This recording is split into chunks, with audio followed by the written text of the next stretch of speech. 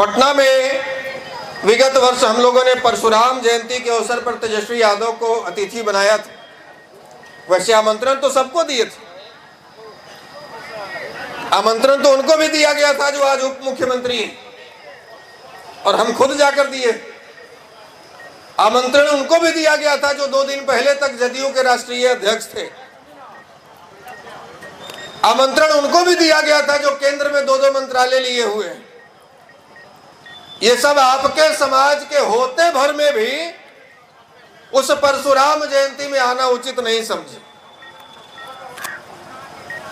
उस परशुराम जयंती में आना उचित नहीं समझे, लेकिन तेजस्वी यादव को लगा कि हमको जाना चाहिए और हमारे पिताजी के द्वारा जो गलतियां हुई है उसके लिए माफी मांगना चाहिए। और ऐसा ही हुआ। इतिहास में पहली बार 80 विधायक रखने वाला कोई नेता भूमिहारों के मंच पर आकर अपने पूर्व की गलतियों के लिए माफी मांगता और कहता है कि आप हमको वोट दीजिए या न दीजिए, हम आपको उचित भागीदारी देंगे। पहली बार ऐसा हुआ कि 24 में से 5 एमएलसी सीट आपको दे दिया जाता है। तो अब आपका दरवाजा उधर भी खुला।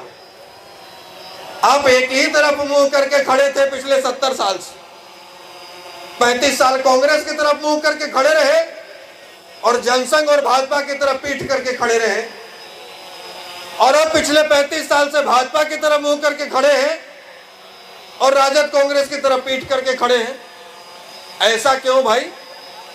जो हमको सम्मान देगा, जो हमको भागीदारी देगा, हम उसके साथ जाएंगे। न हम भाजपा को वोट करेंगे, न राजद को सपोर्ट करेंगे। जो हमारी बात करेगा वही हमारे पर राज करेगा। ये नीति अपनाइए, तभी आप अधिक से अधिक संख्या में सदन में पहुंच पाइएगा। अधिक से अधिक संख्या में आप विधानसभा में, लोकसभा में, राज्यसभा में, विधान परिषद में पहुंचिएगा। कभी भी किसी पार्टी के लिए दरवाजा बंद मत कीजिए और कभी भी किसी पार्टी के आगे साष्टांग दंडवत करके समर्पित मत होइए। समर्पित होइएगा तो आप बंधुआ मजदूर कहे जाइए। इसलिए बुद्धिजीवी समाज से हैं तो बुद्धि का इस्तेमाल करना है।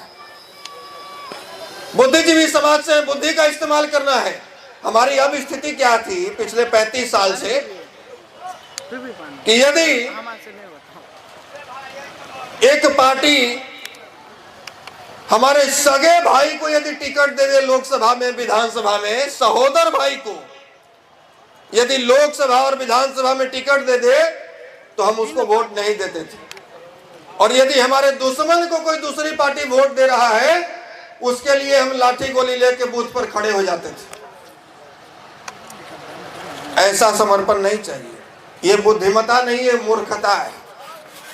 अरे आप बचेंगे तब न लड़ेंगे।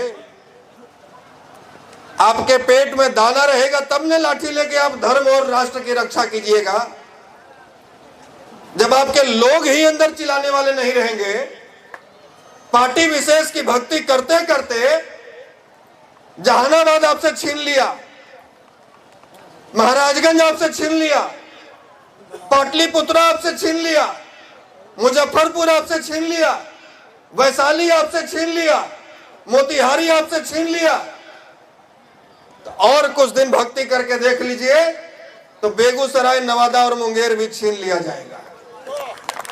इसीलिए पार्टी भक्ति मत कीजिए।